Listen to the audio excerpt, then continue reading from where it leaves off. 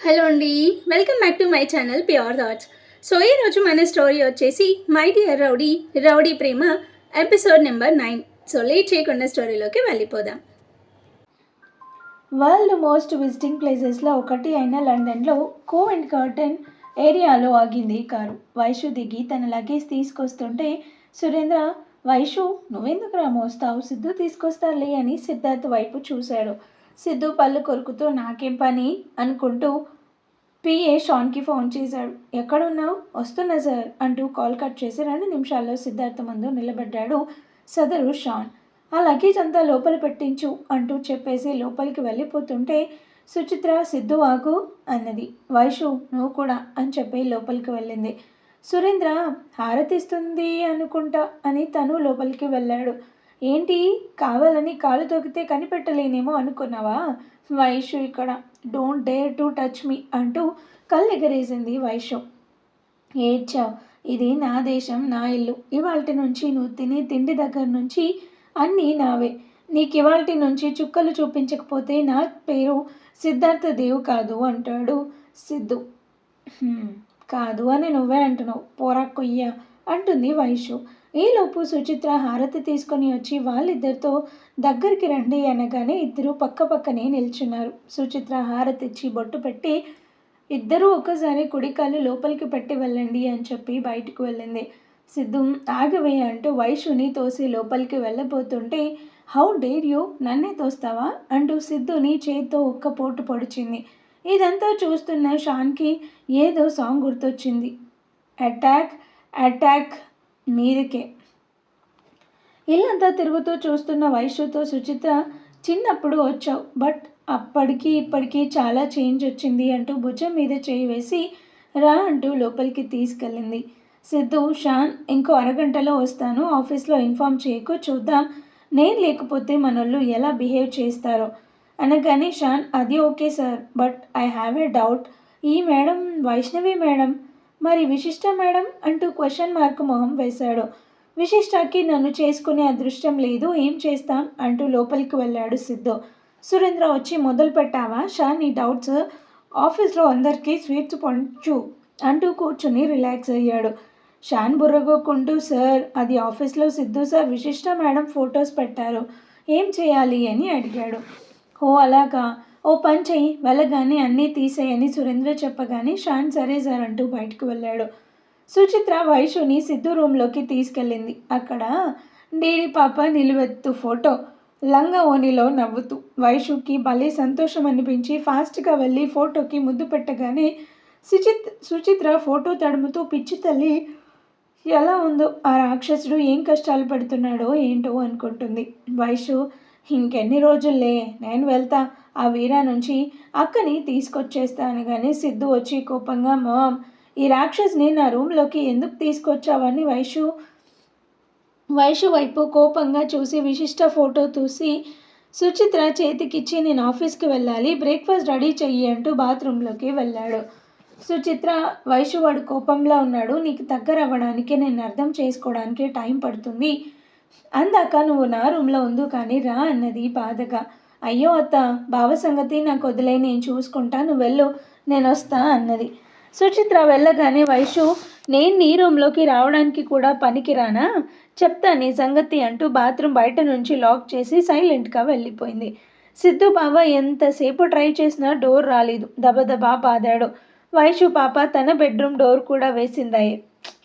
ఇక ఒక 20 నిమిషాల తర్వాత సుచిత్ర ఏంటి వీడు ఇంకా రాలేదు అంటూ సిద్ధు రూమ్ వైపు వెళ్ళబోతుంటే నేను చూసొస్తానత్తా నువ్వు ఆగు అంటూ వెళ్ళి 2 డోర్స్ తీసింది. సిద్ధు టవల్తో బయటకు వచ్చి కోపంగా వైషుని చూసి ఏమే రాక్షసి, నువ్వేనా డోర్ క్లోజ్ చేసింది అని అడిగాడు. హౌ డేర్ యూ అంటూ చేయి వెనక్కి లాగాడు. వైషు తన లెఫ్ట్ లెగ్గుతో సిద్ధు కాలు తొక్కగానే తను అబ్బా అంటూ చెయ్యి వదిలేశాడు. వైషు చెయ్యి విదిలిస్తూ నన్ను పట్టుకొని రాకాసి డెవిల్ అంటే మాత్రం బాగోదు చెప్తున్నా, నోరు అదుపులో పెట్టుకో అన్నది కోపంగా. ఏంటి నోరు లేస్తుంది, ఇది నా ఇల్లు, ఇది నా రూమ్, చివరికి నువ్వు నిల్చున్నావే కార్పెట్, అది కూడా నాదే, సో కంట్రోల్లో ఉండు. చల్ హట్ అయితే ఏంటి, ఐ డోంట్ కేర్ అంటూ వెళ్ళిపోయింది. ఎంత పొగరు, చెప్తాని పని అంటూ గబగబా రెడీ అయ్యాడు సిద్ధం. వీర ఫస్ట్ నైట్ గురించి చెప్పిన తర్వాత విశిష్టకి దిమ్మ తిరిగింది. కారు గెస్ట్ హౌస్ ముందు ఆగగానే, చూడు జాన్, నేనేదైనా ఒక్కసారి చెప్తా కాబట్టి రాత్రికి ఏంటి ఆ అంటూ బుగ్గలాగాడు. విశిష్టకి గుండె స్పీడ్ పెరిగింది. ఖాళీ ఎదురొచ్చి వచ్చేసారా రండి అంటూ విశిష్ట మొహంలోకి చూశాడు. కంగారు కొట్టొచ్చినట్లు కనబడుతుంది. చెమటలు కారుతున్నాయి. ఖాళీ వీడేదో షాక్ ఇచ్చి ఉంటాడు. పిల్ల దడుచుకుంది అనుకుంటాడు. ఖాళీ విషయం ఏం తినలేదు. తనకి భోజనం పెట్టమని చిట్టిగాడికి చెప్పు. నేనిప్పుడే వస్తా అంటూ కార్ స్టార్ట్ చేసి వెళ్ళిపోయాడు వీర. విశిష్ట ఫాస్ట్గా తన రూమ్లోకి వెళ్ళిపోయింది. తనని అడగాలా వద్దా? పాపం ఒక్కతే అయిపోయింది అనుకుంటూ చిట్టికి విశిష్ట లంచ్ సంగతి చెప్పాడు ఖాళీ. పావుగంట అయినా కూడా విశిష్ట బయటికి రాకపోవడంతో వెళ్ళి తన రూమ్ డోర్ కొట్టాడు. విశిష్ట డోర్ తీసి డల్గా చెప్పండి అన్నది. లంచ్ టైం అయింది రా అంటూ ఖాళీ వెళ్ళబోతుంటే నాకు ఆకలి లేదు అంది విశిష్ట. అదేంటి ఎందుకు లేదు అంటాడు ఖాళీ. మీతో కొంచెం మాట్లాడాలి, ఫ్రీగా ఉన్నారా అని విశిష్ట అనగానే, ముందు అన్నం తిన్ను విషి, తర్వాత మాట్లాడుకుందాం అంటాడు ఖాళీ. లేదు ఇప్పుడే మాట్లాడాలి రండి అంటూ పైకి వెళ్ళింది విషి. ఖాళీ తన వెనకే వెళ్ళాడు. విశిష్ట టెర్రస్ మీదకి వెళ్ళింది. చెప్పు విషి, ఏం మాట్లాడాలి అనగానే విశిష్ట కళ్ళు తుడుచుకుంటూ, అసలు మీ ఫ్రెండ్కి మనుషులంటే లెక్కలేదా? ఆడవాళ్ళ ఫీలింగ్స్ అర్థం కావా? తను మనిషేగా. లైఫ్లో ఆనందం, సంతోషం, బాధ, దుఃఖం అనే ఫీలింగ్స్ ఉంటాయని కూడా తెలియదా అంటూ ఆవేశంగా అడిగింది.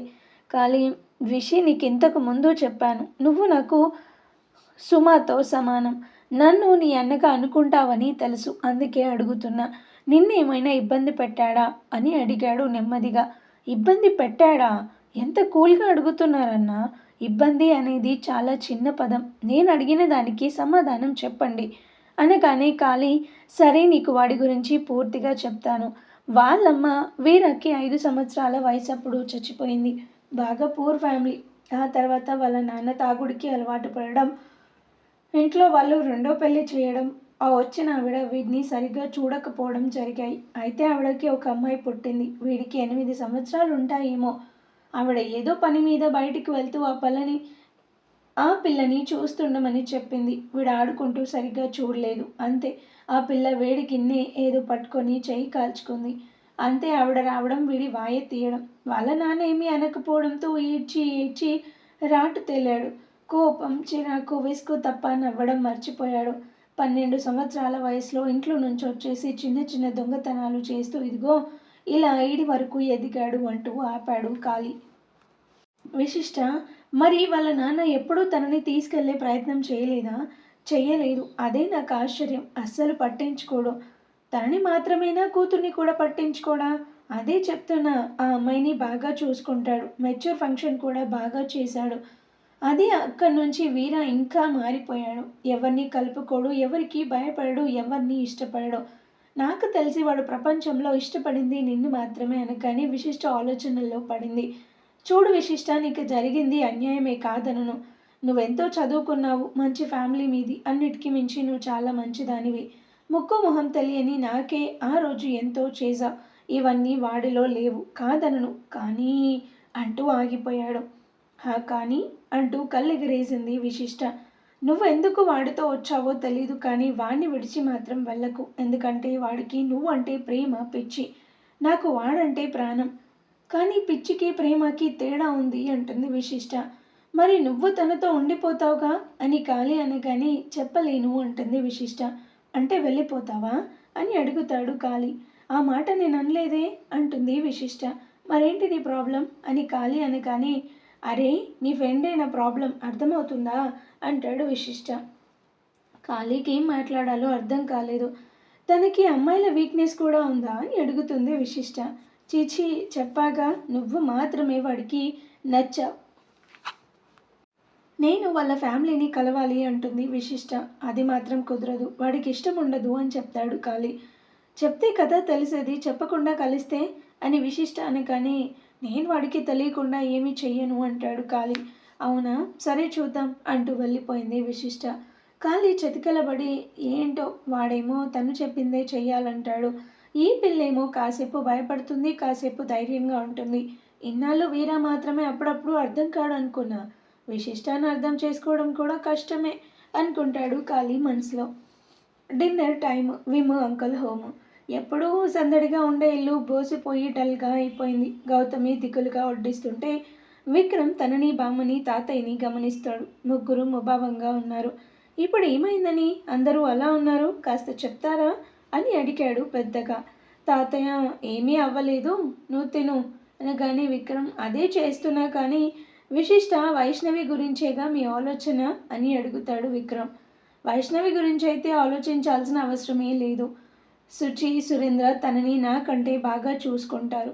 ఇంకా విశిష్ట సంగతి అంటారా, ఇంకో 2 రోజుల్లో నలుగురం వెళ్దాం, తను వస్తుందిగా ఈలోపు అనేసి ఫాస్ట్గా తిని వెళ్ళిపోయాడు. నైట్ 9 అయినా కూడా వీర రాకపోవడంతో కాళీ తన మొబైల్కి కాల్ చేశాడు. నాట్ రీచబుల్ అని వస్తుంది. పైన రూమ్లో హ్యాపీగా టీవీ చూస్తూ నవ్వుకుంటున్నారు సుబ్బు, సింహ, చిట్టి. కాళీ వచ్చి వీర ఇంకా రాలేదు, మధ్యాహ్నం అనగా వెళ్ళాడని నేను టెన్షన్ పడుతుంటే మీరు ఇక్కడ టీవీ చూస్తే ఎంజాయ్ చేస్తున్నారా అని అడిగాడు ముగ్గురిని ఓ చూపు చూసి. సుబ్బు ఫోన్ చేసావా? చేశాను అంటాడు కాళీ. సింహ ఏమన్నాడు అనగానే ఏంటి అనేది ఫోన్ నాట్ రీచబుల్ అని వస్తుంది అని చెప్తాడు కాళీ. అమ్మయ్య, నాకు మాపే వస్తే టెన్షన్, లేకపోతే ఎంత ఎంజాయ్ చేస్తున్నాను అని అనుకుంటాడు చిట్టి మనసులో. వస్తాడులే, ఎక్కడికి వెళ్తాడు కానీ మనతో తెచ్చిన వాళ్ళని స్టోర్ రూమ్లోనే ఉంచాడా అని సింహ అనగానే హా ఉంచాడు. ఏరా చిట్టి వాళ్ళకి తినడానికి ఏమైనా పెట్టావా లేదా అని కాళీ అనగానే వీర అన్న వాళ్ళకి ఏమీ పెట్టద్దు, వాటర్ మాత్రం ఇమ్మని చెప్పాడు, అందుకే ఏం పెట్టలేదు అంటాడు చిట్టి. ఏంటో వీడు అనుకుంటూ అక్కడే కూర్చున్నాడు. విశిష్ట తన రూమ్లోని బయటకు వచ్చి బిందుకి కాల్ చేద్దామని ఫోన్ తీసుకుంది. తనకే కాల్ వచ్చింది. కాల్ ఫ్రమ్ నాన్న. అంతే, ఆనందంగా లిఫ్ట్ చేసి నాన్న ఎలా ఉన్నారు అని అడిగింది. నువ్వెలా ఉన్నావు విషి అని అడిగాడు సీరియస్గా విక్రమ్. నేను బాగానే ఉన్నాను అంటూ స్లోగా చెప్పేసరికి బాగా ఉన్నావా లేక బాగానే ఉన్నావా అంటాడు విక్రమ్. అమ్మ వాళ్ళు ఎలా ఉన్నారు అంటూ టాపిక్ మార్చింది విశిష్ట. వాళ్ళంతా నీ గురించి బాధపడుతున్నారు. ఇంతకీ ఎక్కడున్నావు విషి అని విక్రమ్ అనగానే అది ఇంకో 2 డేస్లో వచ్చేస్తానన్నా అంటుంది. నువ్వు తిరుపతిలో ఉన్నా అంటే నమ్మడానికి నేను మీ అమ్మలాగా కాదు, అది నీకు తెలుసు. నీ ఫోన్ ట్రేస్ చేయించా, పొలాచి అని చూపించింది అనగానే విశిష్ట షాక్ అయింది.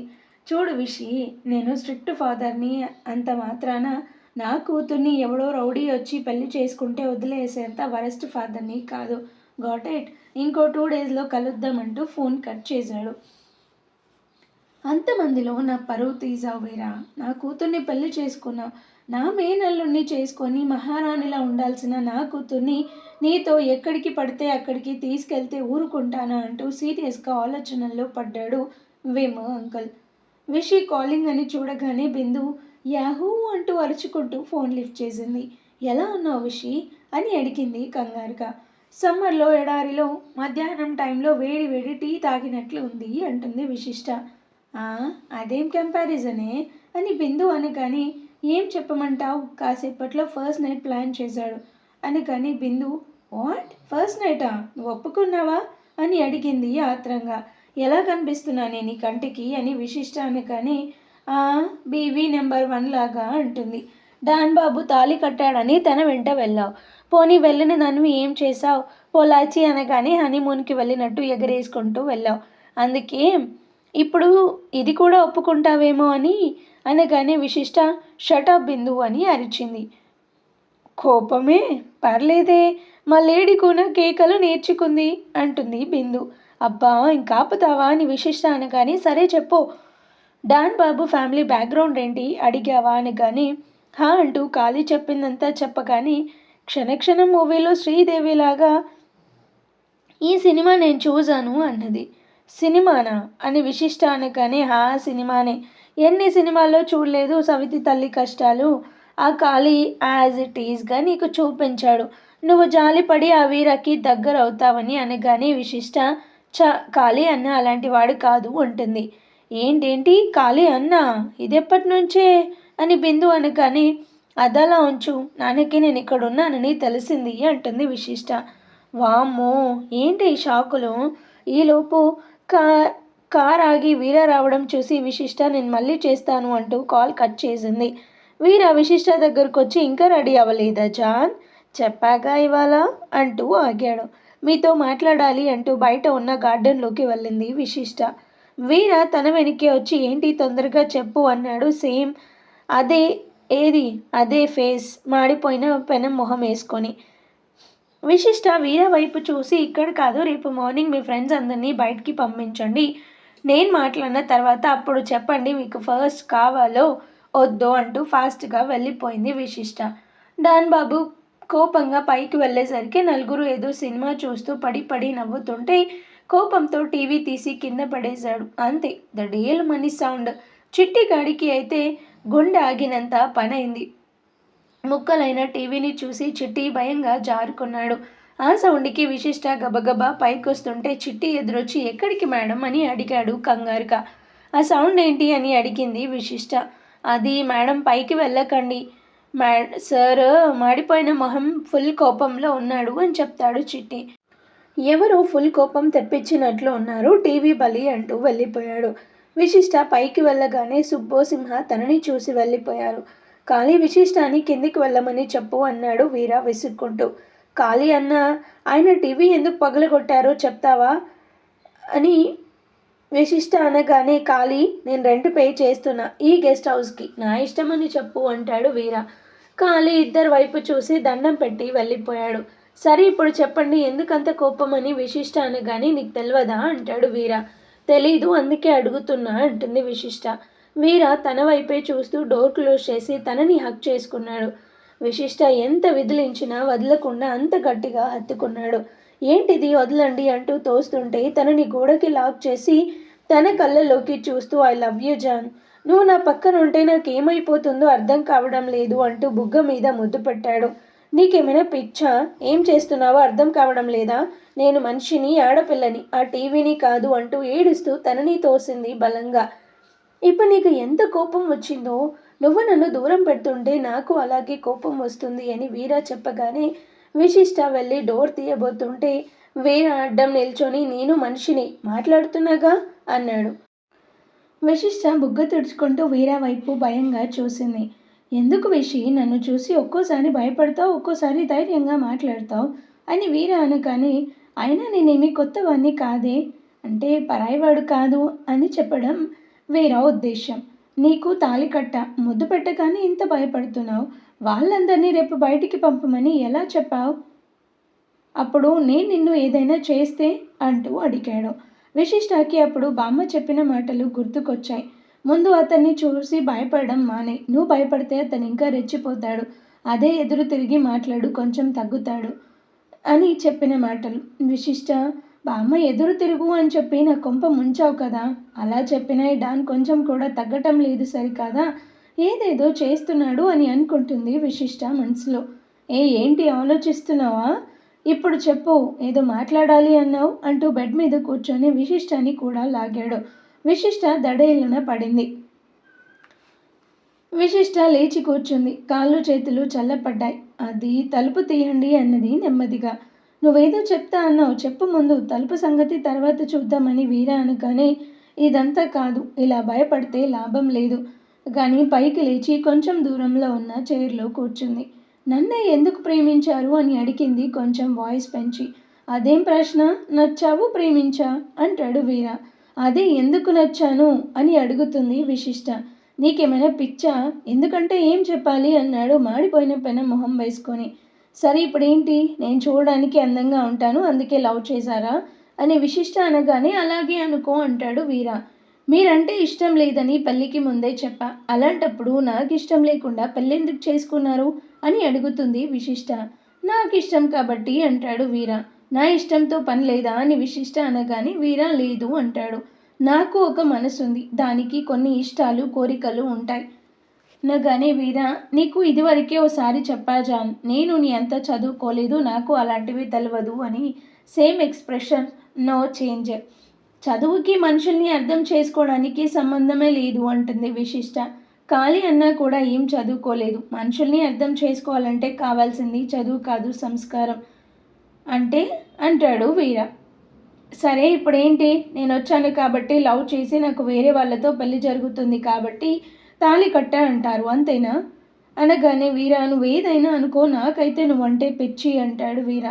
చూడండి, ప్రేమ పెళ్ళికి నా పర్మిషన్ అవసరం లేదని మీ ఉద్దేశమని నాకు అర్థమైంది. ఇప్పుడు మీకు అర్థమయ్యే భాషలో చెప్పనా? వాటికి నా పర్మిషన్ లేకపోయినా పర్వాలేదు కదా అని నా శరీరం మీద చెయ్యి వేయడానికి మాత్రం నేను ఒప్పుకోను అంటూ చెప్పింది కొంచెం భయపడుతూనే. వీర విశిష్ట వైపు కోపంగా చూసి, చూడు జాన్, పెళ్లి జరిగి 10 రోజులైంది. నువ్వు నా భార్యవి కాబట్టి విశిష్టకి టెన్షన్ పెరిగిపోతుంది.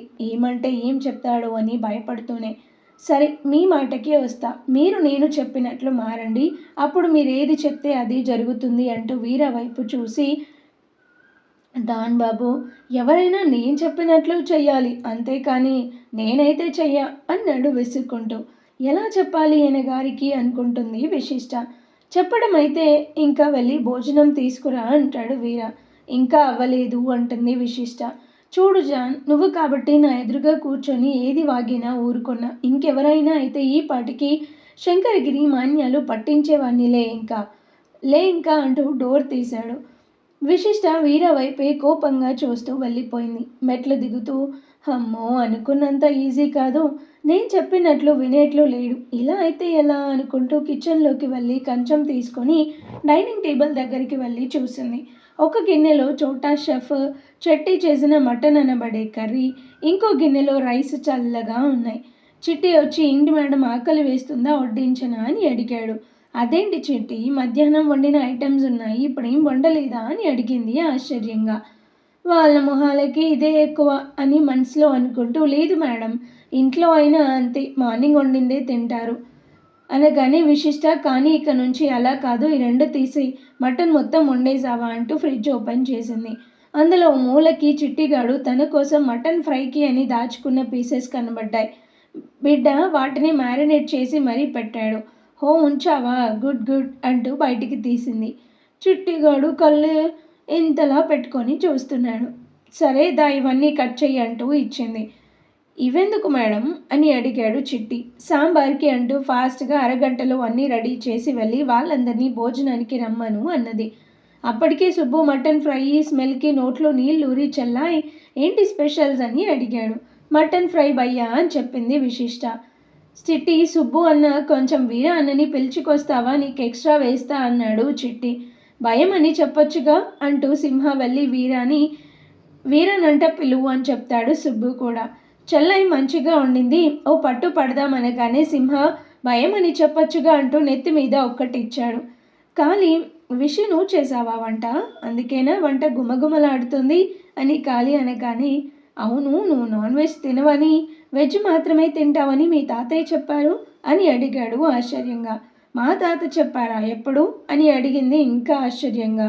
అదే పెళ్ళి జరిగిన రోజు నువ్వు లోపలున్నావు, మేము నీకోసం వెయిట్ చేస్తుంటే మీ తాతయ్య వచ్చి వీరకి నీ గురించి చాలా చెప్పాడు, జాగ్రత్తగా చూసుకోమని మరీ చెప్పాడు అనగానే విశిష్ట, ఓహో అదా సంగతి, అందుక ఆ రోజు నాకు మాత్రం స్పెషల్ మీల్స్ పెట్టారు అంటుంది విశిష్ట. అందుకే నువ్వు రాగానే ఆకలి అన్నప్పుడు వీర నీకు వెజ్ మీల్స్ తెమ్మని చెప్పాడు అని కాళీ అనగానే, అవును, నేను తినను, కానీ వండుతా, కాస్త మీ ఫ్రెండ్ని పిలువు అనగానే, వాడు రాడు విషి అంటాడు కాళీ. నీతో కలిసి తింటే నాకే ఆశ్చర్యం వేసింది. అదేంటి, ఎందుకు రాడు అని అడుగుతుంది విశిష్ట. ఏమో చెల్లాయి, తను రాడు, చిట్టిగాడు మాకు వడ్డేస్తాడు, నువ్వు వెళ్ళి రెస్ట్ తీసుకో, అలసిపోయావు అన్నాడు నవ్వుతూ.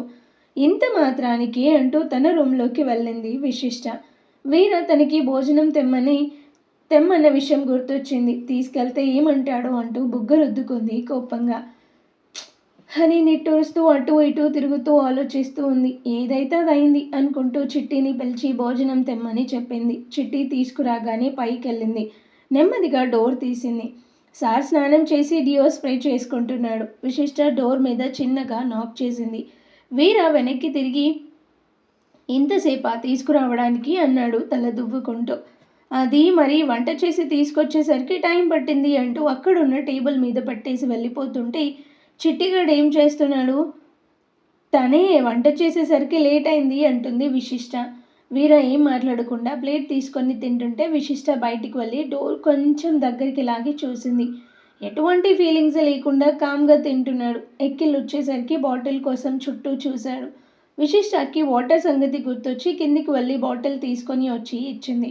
వీర గటగట తాగేసి, ఇది చిట్టిగాడు చేసింది కాదు, నువ్వే చేసావు కదూ అని అడిగాడు మాడిపోయిన పెనం ఫేస్తో. విశిష్ట అంటూ వెళ్ళిపోయింది. 2 రోజుల తర్వాత విశిష్ట చిట్టి ఏం తోచడం లేదు, అలా గుడి ఏమైనా ఉందేమో వెళ్దామా అని అడిగింది. వీరా అన్నకి ఫోన్ చేయండి మేడం అని చిట్టి అనగానే ఎందుకు అంటుంది విశిష్ట. అమ్మో, వాళ్ళు ఏ టైంకి వస్తారో వాళ్ళకే తెలీదు, మనం వెళ్ళాక వస్తే నా సంగతి అంతే అని చిట్టి అనగానే ఇంతవరకు తనకి నేను కాల్ చేయలేదు అనుకుంటుంది విశిష్ట మనసులో. నీ దగ్గర ఖాళీ అన్న నెంబర్ ఉంటే ఇవ్వు అనగానే వీరా అన్న నెంబర్ నీ దగ్గర కూడా లేదా అని అడుగుతాడు చిట్టి. నీ దగ్గర లేదా, అదేంటి అంటుంది విశిష్ట. అయ్యో, నీకు చాలా చెప్పాలి, ఆయన గారు ఎవ్వరికీ నెంబర్ ఇవ్వడు, నా దగ్గర లేదు, అయితే నీకు ఇవ్వలేదన్నమాట అని చిట్టి అనగానే నువ్వు ఖాళీ అన్న నెంబర్ ఇవ్వు అని తీసుకొని కాల్ చేసింది. కాల్ లిఫ్ట్ చేసి హలో ఎవరు అని అడిగాడు. అన్న, నేను విశిష్టాని, నేను చిట్టిని తీసుకొని అలా వెళ్ళి వస్తాను, బోర్ కొడుతుంది, ఆయనకు చెప్పు అనగానే ఒక్క నిమిషం విషి అంటూ పక్కనే ఉన్న వీరాకి విషయం చెప్పాడు. నా ఫోన్కి కాల్ చేయమను అని వీరా అనగానే వీరాకి కాల్ చెయ్యని కట్ చేశాడు ఖాళీ. వామ్మో, ఇప్పుడు ఏం చంటుతాడో అనుకుంటూ కొంచెం పక్కకు వెళ్ళి కాల్ చేసింది విశిష్ట. జాన్ ఖాళీ. అది చూసి వీరా ఖాళీ వైపు చూసి పక్కకి పోరా అన్నాడు. ఖాళీ వెళ్ళగానే ఏంటి జాన్, నా పర్మిషన్ కావాలంటే నాకు చేయాలి, కానీ ఖాళీగాడికి ఎందుకు చేశావు అని వీరా అనగానే అది మీరు బిజీగా ఉంటారేమో అంటూ కవర్ చేసింది విశిష్ట. ఎంత బిజీ అయినా నీకన్నా కాదు, ఏంటి ఎక్కడికి వెళ్ళాలి అన్నావు అని వీరా అనగానే అంటే బోర్గా ఉంది, అందుకే గుడికి వెళ్దామని అంటుంది విశిష్ట. వెళ్ళు, కానీ జాగ్రత్త, చిట్టిగాడికి ఫోన్ ఇవ్వు అని వీరా అనగానే విశిష్ట వచ్చి చిట్టికి ఫోన్ ఇచ్చింది. చిట్టి ఎవరో కూడా చూడకుండా ఖాళీ అన్న ఏం డూయింగ్ అని అడిగాడు పల్లికలేస్తా. రే నేను అంటాడు వీరా. చిట్టి వెంటనే అలర్ట్ అయి అన్నా నువ్వా అనగానే అవును బే, మేడం జాగ్రత్త, తనకి చిన్న రాయి తగిలినా నువ్వు చేస్తావు అంటూ కాల్ కట్ చేశాడు వీరా. చిట్టియా అనుకుంటాడు. వెళ్దామా అని విశిష్ట అనగానే మేడం మీరు చూసి నడవండి, మీ నడక మీదే నా జీవితం ఆధారపడి ఉంది అంటాడు చిట్టి. అదేంటి అని విశిష్ట అనగానే మరే మీకు రాయి తగిలిన నన్ను వేస్తాడు మాడిపోయిన ముఖం అని చిట్టి అంటాడు. విశిష్ట నవ్వి సరే పద అంటూ నడిచింది. జర్నీ అలసటతో 2 రోజులు ఫుల్ స్లీప్ వేసింది బీటెక్ పాప. ఒకరోజు నైట్ డిన్నర్ టైంలో సిద్ధు సురేంద్రకి ఆఫీస్ విషయాలు చెప్తున్నాడు. డాడ్ నెక్స్ట్ ప్రాజెక్టు కోసం మనతో పాటు సంతోష్ కూడా పోటీ పడుతున్నాడు అనగానే వైషు మధ్యలో ఈ క్యాండిడేట్ ఎవరబ్బా అనుకుంటుంది. పోటీ మంచిదే, సోలోగా గెలిస్తే కిక్కేముంది అని సురేంద్ర అనగానే సిద్ధు వచ్చిన దగ్గర నుంచి వైషుని ఎక్కడికి తీసుకెళ్ళలేదు, రేపు వీక్ ఆఫ్ కదా, ఇద్దరూ బయటకు వెళ్ళండి అంటూ ఆర్డర్ వేసింది. నాకు కుదరదు మా, నువ్వు తీసుకెళ్ళు అంటాడు సిద్ధు. అలా అంటావేంటి సిద్ధు, వర్క్ ఎప్పుడూ ఉండేదే, ఏం పర్లేదు తీసుకెళ్ళు అని సురేంద్ర అనగానే అయ్యో పోనీలే మావయ్య, బావ బిజీ అంటున్నాడుగా, పర్లేదు ఈసారి ఎప్పుడైనా చూద్దాం అంటుంది వైషు. రే వెళ్ళు, నాకు ఇంకేం చెప్పకు అన్నది సుచిత్ర సీరియస్గా. సిద్ధు కదా భలే దొరికావే, ఒంటరిగా నిన్ను ఓ ఆట ఆడుకుంటా అని మనసులో అనుకుంటాడు Siddhu. Next day morning Vaishu ready అయ్యి కిందికి వచ్చి అత్త బాగుందా ఈ డ్రెస్ అని అడిగింది. సుచిత్ర హే ఇది లాస్ట్ టైం విషికి కొన్న డ్రెస్ కదా. అత్త, తనకి కొంచెం లూజ్ అయింది కానీ నాకు కరెక్ట్గా ఫిట్ అయింది, అందుకే నాకు ఇచ్చేసింది అక్క అనగానే సిద్ధు వచ్చి వైషుని ఎగాదిగా చూస్తూ బయటికి వెళ్ళి కారు హార్న్ కొట్టాడు. సరే అత్త బాయ్ అంటూ వెళ్ళిపోయింది వైషు. ఏంటో వీళ్ళిద్దరూ ఎప్పుడొక్కటవుతారో ఏంటో అనుకుంది సుచిత్ర. కారులో దున్నపోతూ తిన్నట్లు తింటావుగా, అందుకే నీకు సెట్ అయింది డ్రెస్సు అంటాడు సిద్ధు. ఏంట్రా బలిసిందా, బయటకు రాగానే నోరు లేస్తుంది అంటుంది వైషు. రానా, చిచి, ఆడపిల్లకి ఉండాల్సిన ఒక్క లక్షణం కూడా లేదు, మొగుడిని పట్టుకొని రా అంటున్నావు అనగానే వైషు చూడు నేనంతే, నేను ఎవరి జోలికి పోను, కానీ నా జోలికి వస్తే మాత్రం ఊరుకోను అంటుంది. అబ్బా అంత ఉందేటి నీ మొహానికి అని సిద్ధు అనగానే సరే కానీ మీ చుట్టాలు కలవరిస్తున్నారు, వెళ్దామా. ఎక్కడికి. జూ పార్క్కి. అవునులే, నా ఫ్రెండ్స్ టైగర్స్ లయన్స్తో పాటు నీ ఫ్రెండ్స్ మంకీస్ వెయిటింగ్ ఏమో, పద అంటుంది వైషు. చూడు నీ ఎగ్జామ్ టైంలో వెళ్ళి ఏదో ఒక వంక పెట్టి అక్కడే ఉండు, ఇక్కడికి నాకు అర్థమవుతుందా అనగానే వైషు నా ప్లాన్ వేర్లే అనుకుంటుంది మనసులో. ఒక్క షాపింగ్ మాల్ ముందు కారు ఆపి దిగు, అక్కడ వెయిట్ చేయి అంటూ దూరంగా ఉన్న ప్లేస్ చూపించాడు. వైషు దిగి వెయిట్ చేస్తుంటే సిద్ధు 10 నిమిషాల్లో వచ్చాడు. ఇద్దరు షాపింగ్ ఎవరికి వాళ్ళు సపరేట్గా చేసుకుంటున్నారు. సిద్ధు వైషు నెంబర్కి కాల్ చేసి, ఓయ్ డెవల్, నాకు ఆఫీస్ నుంచి కాల్ వచ్చింది, అర్జెంటుగా వెళ్ళాలి, నువ్వు సెకండ్ ఫ్లోర్లో ఉండు, వస్తున్నా అంటూ కాల్ కట్ చేసి తన ఫోన్ స్విచ్ ఆఫ్ చేశాడు. సైలెంట్గా వెళ్ళి సెకండ్ ఫ్లోర్లో దాక్కొని వైషు కోసం వెయిట్ చేశాడు. బీటెక్ పాప వచ్చి మొత్తం వెతికింది. వెంటనే ఫోన్ చేస్తే స్విచ్ ఆఫ్ వచ్చింది. ఇదేంటి, నన్ను రమ్మని ఫోన్ ఆఫ్ చేశాడు ఇడియట్ అంటూ తిరుగుతుంది. చాలాసేపు వెతుకుతూనే ఉంది. సిద్ధు నవ్వుకున్నాడు. వైషు తన కోసం వెతుకుతుంటే సిద్ధు బాగా అయింది, లేకపోతే నన్నే రా రే అంటూ పిలుస్తావా, వెతకవే బాగా వెతుకు అంటూ తనకి కనబడకుండా ఫాలో అయ్యాడు. సెకండ్ ఫ్లోర్ మొత్తం తిరిగి తిరిగి వైషుకి కాలు నొప్పులు వచ్చేశాయి. కాసేపు కూర్చొని మళ్ళీ థర్డ్ ఫ్లోర్కి వెళ్ళింది. అక్కడ కనబడలేదు. కావాలని చేస్తున్నాడని అర్థమైంది. అంతే, కళ్ళల్లో నీళ్లు తిరిగాయి. ఏడుస్తూ గబగబా కిందికి వెళ్ళి కార్ పార్కింగ్ వైపు వెతుకుతూ వెళ్ళింది. సిద్ధు బావ నవ్వుకుంటూ వెనక్కి వచ్చాడు. వైషు అక్కడున్న చైర్లో కూర్చొని ఫోన్ తీసింది. సిద్ధు వచ్చి నెత్తిన ఒకటి పీకి, బాగా వెతికావా, టెన్షన్ పడ్డావా అంటూ పల్లికిలించాడు. వైషు కళ్ళల్లో నుండి నీళ్లు జలజల కారాయి. అదేంటి బావా, దేశం కాని దేశంలో నన్నొక్కదాన్ని ఇలా వదిలేయడం ఏంటి బావా అనగానే, హహహా, మరదే సిద్ధార్థ దేవ్ అంటే, నాతో పెట్టుకోకు, ఇంకోసారి నా జోలికి వచ్చావంటేనా ఏకంగా ఎయిర్పోర్ట్లో వదిలేస్తా, అది కూడా పాస్పోర్ట్ వీసా లాక్కొని. ఎందుకు బావా నేనంటే అంత కోపం అని వైషు అనగానే, ఎందుక, నువ్వు డెవల్, చిన్నప్పటి నుంచి నన్ను డామినేట్ చేసేదానివి, పెద్దవాళ్ళు పెళ్ళి అనగానే ఇష్టం లేదని చెప్పకుండా నా లైఫ్లోకి వచ్చావు. ఇంకో విషయం చెప్పనా, ఐ హేట్ విశిష్ట ఆల్సో. ఆ రౌడీతో వెళ్ళకుండా నిన్ను నాకు వంట కట్టింది, మీ ఇద్దరిని అంటూ గొంతు పట్టుకోపోయాడు. అయ్యో, మధ్యలో అక్కనెందుకు లాగుతావు బావా అంటూ ఏడుస్తూ పడి పడి నవ్వింది వైషు. సిద్ధుకేం అర్థం కాలేదు. ఏంటి, మెంటల్ ఎక్కిందా అనగానే వైషు నవ్వాకుంటూ, చూడొద్దు బావా, ఎన్ని వేషాలు వేశావు, చూడమ్మా ఇటు అంటూ ఫోన్లో వీడియో చూపించింది. సిద్ధు వచ్చి నెత్తి మీద కొట్టడం దగ్గర నుంచి గొంతు పట్టుకునే వరకు మొత్తం రికార్డ్ అయింది. సిద్ధు కోపంతో ఫోన్ లాక్కోబోతుంటే, అబ్బా అమ్మ, ఫోన్ కావాలా హే అంటూ లేచి, నీకు చెప్పాను జోలికి రావద్దు అని, ఉండు ఇప్పుడే ఈ వీడియో మామకి అత్తకి పంపిస్తా అంటూ పరిగెత్తింది. ఓ షేట్ అనుకుంటూ సిద్ధు తన వెనకే పరిగెత్తాడు. వైషు కొంచెం దూరంలో ఆగి, రారా అంటూ చేతులు చూపించింది. ఫోన్ లేదు. ఫోన్ ఇవ్వవే మర్యాదగా అన్నాడు సీరియస్గా చూస్తూ సిద్ధు. ఫోన్ లేదు బావా, అత్త వాళ్ళకి పంపి విసిరేసా అంది వైషు. అంత కాస్ట్లీ ఫోన్ పారేసావంటే నేను ఎలా నమ్ముతాను అంటూ దగ్గరకు వచ్చాడు సిద్ధు. ఏంటి రోడ్ మీద వేషాలు వేస్తున్నావు, నీ ఇష్టం, నీ ఊరు, నీ దేశం, నన్నేమైనా చేస్తే పోయేది నీ పరివే అంటుంది వైషు. ఏంటి బెదిరేస్తున్నావు అని వైషు వేసుకున్న చున్నీని లాగాడు సిద్ధు. హలో మిస్టర్ సిద్ధార్థ్ దేవ్ అంటూ వినబడి చూసేసరికి ఒక అతను సిద్ధు వైపే వస్తూ ఉన్నాడు. సిద్ధు అతన్ని చూసి మొహం మార్చుకున్నాడు. వైషు అది గమనించింది. అతని దగ్గరకు వచ్చి, ఒక కంపెనీ ఎండీ అయి ఉండి ఇలా పబ్లిక్గా అమ్మాయితో మిస్బిహేవ్ చేస్తున్నావు, సిగ్గులేదు అన్నాడు వెటకారంగా. సిద్ధు వైషు చున్నీ వదిలి అతని షార్ట్ కాలర్ పట్టుకొని, హోల్ యువర్ టంగ్ సంతోష్, తను నా వైఫ్ అంటూ వేలు చూపించాడు. వైషు, ఓహో, ఈ గొట్టంగాడైనా సదరు సంతోష్ అనగానే, సంతోష్, హో కమాన్, తను నీ వైఫ్ ఏంటి, నీ ఫ్యాన్సీ ఫొటోస్ చూశాను మీ ఆఫీస్లో, వాట్ ఏ బ్యూటీ అన్నాడు విశిష్టాన్ని తలుచుకుంటూ. వైషు, మా అక్క బ్యూటీ అని అందరికీ తెలుసు, కొత్తగా నువ్వు చెప్పేదేంట్రా గన్నాయ్ అనుకుంటుంది వైషు మనసులో. సిద్ధు వైష్ణుతో, నువ్వురా, రోడ్డు మీద ప్రతి కుక్కకి ఆన్సర్ ఇవ్వాల్సిన అవసరం లేదు అంటూ వెళ్తుంటే సంతోష్, హలో సిద్ధు, మమ్మీ కొంగు పట్టుకు తిరిగే అమూల్ బేబీవే అనుకున్నా, ఇలా అమ్మాయిల్ని కూడా మారుస్తావా అంటూ వెకిలిగా నవ్వాడు. రై మర్యాదగా తప్పుకోలేదంటే అంటూ చెయ్యి ఎత్తాడు సిద్ధు.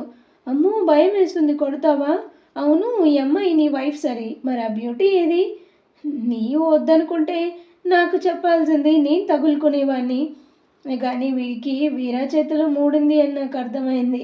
అంతే, వైషుకి సంఖ్య తిరిగింది. సిద్ధుని పక్కకి తోస్తూ, రే ఎవడ్రా నువ్వు, ఆక గురించి ఎక్కువ మాట్లాడుతున్నావు, బతకాలని లేదా, నా సంగతి తెలియదు బిడ్డ అంటూ చెయ్యి పైకెత్తగానే సిద్ధు బావ షాక్స్. ఏంటో, వీర, సుచిత్ర ఆంటీ, వైషు ముగ్గురు రౌడీలే, నేను మా సిద్ధు బావ విశిష్ట మాత్రం అమాయకులం. ఏయ్ వదిలేవాణ్ణి చెప్పాక వాడు మొరిగే కుక్క కరవలేడు, నువ్వు పద అంటూ వైషుని లాక్కెళ్ళాడు. ఎవరిది ఆడపిల్లైనా చెప్తా మీ సంగతి అంటూ వెళ్ళిపోయాడు సంతోష్. ఖాళీ హుషారుగా విజిల్ వేస్తూ లోపలికి వచ్చి విషి మనం రేపు మార్నింగ్ సిమ్లా వెళ్తున్నాం అందరం కలిసి ట్రైన్లో. సిమ్లానా? అలా ఎలా? మనం హైదరాబాద్ వెళ్ళడం లేదా? హాహా నీకు కొత్త కదా చెప్తా కూర్చో అంటూ సోఫా చూపించి తను వేరే చైర్లో కూర్చొని మనకి మొత్తం 3 రకాల బిజినెస్లు. హలో ఖాళీ అన్న. మనకి కాదు మీకు. ఖాళీ నవ్వుతూ వీరాకి వైఫ్వి అంటే నువ్వు కూడా తెలియకుండానే ఈ బిజినెస్లో భాగమయ్యావు. తెలియకుండా మీ ఫ్రెండ్కి భార్యని మాత్రమే అయ్యా, అంతేకాని బిజినెస్లో పార్ట్నర్ కాదు అంటుంది. సరే అయితే మావే 3 బిజినెస్లు. మొదటిది లోకల్లో కబ్జాలు, అందుకేగా ఆయన గారు నన్ను కబ్జా చేశారు. రెండవది డైమండ్స్, దానికోసమే ఇక్కడికి వచ్చాము. ఓ 20 లక్షలు వచ్చాయి. త్రినాథ్ సార్కి 10, మనకి సారీ అదే మాకు 10. త్రినాథ్ ఎవరు అని అడుగుతుంది విశిష్ట. ఆయనే ఈ దీంట్లో కింగ్. మన ఏరియా సైడు డైమండ్స్ కబ్జాలు లాంటి ఎక్కడ ఎలా జరగాలో ఆయనే డిసైడ్ చేస్తారు. అంటే మీరంతా ఆయన కింద పని చేస్తారా? మీ ఆయన ఎవరి కింద చేయడమ్మా, అలాగే తన నెంబర్ కూడా ఎవ్వరికి ఇవ్వడు. అవును చిట్టి చెప్పాడు, నెంబర్ ఎందుకు ఎవరికి ఇవ్వడు అని అడుగుతుంది విశిష్ట. ఏం చెప్పను వాడి గురించి. రాస్తే బుక్ అవుతుంది, తీస్తే సినిమా అవుతుంది. నాకు అప్పుడప్పుడు అర్థం కాడు. నీకు మొన్న చెప్పాగా వాడి గురించి, ఎవరితో కలవడు, ఎవరిని నమ్మడు అని. సరే 3వ బిజినెస్ ఏంటి? దొంగతనాలు. మొన్న చెప్పావుగా అంటుంది విశిష్ట. అయితే సిమ్లా దేనికి? అక్కడ ఏదో నగల ఎగ్జిబిషన్ జరుగుతుంది అందుకే. అంటే నగలు అని అంటుంది విశిష్ట. కొన్ని అమ్ముతాం, కొన్ని నువ్వు వేసుకుందువు కానీ అని ఖాళీ అనగానే చీచి నేను అవి ఏం చేస్తారని అడగటం లేదు, ఇప్పుడు అవి కూడా వదలరా అని అడిగా అనగానే వదిలే ప్రసక్తే లేదు అంటాడు ఖాళీ. అన్న ఒక మాట అడగనా, మీరేమనుకోరుగా అంటుంది విశిష్ట. లేదు అడుగు అంటాడు ఖాళీ. అది మీరు చేసేవేవి కూడా మంచి పనులు కావని మీకు తెలుసు కదా, అలాంటప్పుడు ఎందుకు చేయడం? వాటి వల్లే వచ్చే డబ్బు కోసమే కదా అనగానే ఖాళీ చూడు విషి, మావేమీ మీకులాగా సౌండ్ పట్టి కుటుంబాలు కాదు, చాలా పేదరికంలో మగ్గాము. ఎన్నో అవమానాలు బాధలు భరించలేక ఈ దారి ఎన్నుకున్నాం. మరి అలాంటప్పుడు పేదవాళ్ళంతా మీకులాగా ఎందుకు చేయడం లేదు అని అడుగుతుంది విశిష్ట. కూలీ పని, వ్యవసాయం, ఆటో డ్రైవర్ లాంటి పనులు చేస్తున్నారుగా, అయితే ఏమంటావు అని వినబడి ఇద్దరూ చూసేసరికి వీర లోపలికొస్తూ చెప్పు, ఇవన్నీ మానేసి ఆటో నడుపుకోమనా నీ ఉద్దేశం? అది చాలా పరువు గల పని. మీరు చేసే ఇలాంటి వాటికన్నా 1,00,00,000 రెట్లు బెటర్ వర్క్ అని నా ఉద్దేశం అని విశిష్ట అనగానే వీర ఖాళీ తనకి చెప్పు ఎక్కువ మాట్లాడొద్దని అంటాడు. ఖాళీ విశిష్ట వైపు చూశాడు. అన్న ఆయనకి చెప్పు నేను సిమ్లా రాను, హైదరాబాద్కి వెళ్తానని అంటుంది విశిష్ట. ఖాళీ చెప్పు నేను పంపనని. అన్న చెప్పు నేను రానని అంటుంది. ఏంటో ఇది మధ్యలో నన్ను లాగుతున్నారు అనుకుంటాడు ఖాళీ మనసులో. ఖాళీ వెళ్ళి అన్నీ ప్యాక్ చేయండి, అలాగే స్టోర్ రూమ్లో పడేసిన ఆ వెధవలిద్దరిని తీసుకెళ్ళి ఊరు చివరన వదిలేసి రండి అంటూ వెళ్ళిపోయాడు వీర. అన్న స్టోర్ రూమ్లో ఎవరున్నారు అని అడుగుతుంది విశిష్ట. చూతూ కానీ రా అని ఖాళీ అనగానే నాకు భయం నేను రాను అంటూ వీర రూమ్ వైపు వెళ్ళింది. చిన్నగా డోర్ నాక్ చేసింది. లోపల నుండి తీసే ఉంది అని వినబడి లోపలికి వెళ్ళి వేలికి చున్నీ చుట్టుతూ అది మా నాన్న ఫోన్ చేశారు రమ్మంటున్నారు అంటుంది. ఎక్కడికి అంటాడు వీర. హైదరాబాద్. ఆడు రమ్మంటే నేను రావాలా అంటాడు వీర. ఆడు కాదు మా నాన్నగారు, గివ్ రెస్పెక్ట్ అంటుంది విశిష్ట. నువ్వు తెలుగులో ఏడు, నేనైతే నిన్ను పంపను అనగానే విశిష్ట నేను మీతో రాను అంటుంది. అలా అంటే ఎలా తీసుకెళ్తానో నీకు తెలుసు అనగానే నేనేం చేయాలి అక్కడికి వచ్చి అంటుంది. వీర విశిష్టాన్ని దగ్గరకు లాక్కొని నా పక్కనే ఉండాలి, నా పనులన్నీ నువ్వే చేయాలి ఇక నుంచి అనగానే విశిష్ట దొరికాడు అనుకుంటుంది. సరే చేస్తా, మరి నేను చెప్పినట్లు మీరు చేయాలి, నీ కోసం ఏదైనా చేస్తా, అలా అని నాకు నచ్చితేనే అనగానే విశిష్ట పెట్టాడు ఫిట్టింగ్ అనుకుంటుంది మళ్ళీ మనసులో. మీరేమో నా కోసం చేసేవి మీకు నచ్చాలి అనుకుంటారు, నచ్చకపోతే చేయరా? చూడు జాన్, నేను నా కోసం మాత్రమే ఆలోచిస్తా, నాకు నచ్చితేనే చేస్తా. నా లగేజ్ ప్యాక్ చేయి, అలాగే నీ లగేజ్ కూడా ప్యాక్ చేసుకో అనగానే మా నాన్న అండ్ మా ఫ్యామిలీ మొత్తం వస్తారు మీ ఇంటికి, మనం వెళ్ళాలి అనగానే కుదరదు జాన్, సిమ్లా నుంచి ముంబై వెళ్ళాలి అంటాడు. మీరు మీ ఇష్టానికి పెళ్లి చేసుకున్నారు, ఇప్పుడు మీతో పాటు తిప్పుతూ నా ఫ్యామిలీకి దూరం చేస్తున్నారు. ఇలా అయితే నేను ఇక నుంచి మీతో మాట్లాడను, ఏమీ తినను అంటూ వెళ్ళిపోయింది. ఖాళీ అంటూ అరిచాడు వీర. ఖాళీ హ్యాపీగా కాళ్ళు చాపుకొని కళ్ళు మూసుకున్నాడు. అంతే, ఆ పిలుపుకి చెవులకి పట్టిన తుప్పు మొత్తం వదిలి వీర దగ్గర కురిగాడు. ఏంటి వీర, ఏమైంది అని అడగగానే ఇట్రారా అంటాడు. వీర దగ్గరికి పిలిచాడు. దూరం నుంచి వినబడుతుంది, ఏం పర్లేదు చెప్పు అని ఖాళీ అనగానే, దెబ్బలు దగ్గరికి వస్తే తక్కువ తింటావు, దూరంగా ఉంటే ఎక్కువ తింటావు అంటాడు వీర. షో విశిష్ట రానని చెప్పిందా అని ఖాళీ అనగానే, నీకు తెలుసా అంటాడు. తెలుసా అంటే నాతో అనలేదు, కానీ ఊహించా. వాళ్ళయ్య రమ్మంటున్నాడని అంటుంది. ఒకసారి లైన్లో కలుపు, వాడి సంగతి తేలుస్తాను. కానీ ఖాళీ తన ఫోన్లో నుండి విక్రమ్కి కాల్ చేశాడు. మరి ఆ తర్వాత ఏం జరుగుతుంది, విక్రమ్కి వీరాకి మధ్య సంభాషణ ఎలా ఉండబోతుంది అనేది మనం నెక్స్ట్ ఎపిసోడ్లో చూద్దాం. స్టోరీ ఎలా ఉంది ఏంటి అనేది కామెంట్ ద్వారా తెలియజేయండి. అండ్ స్టోరీ నచ్చితే లైక్ చేయండి, షేర్ చేయండి.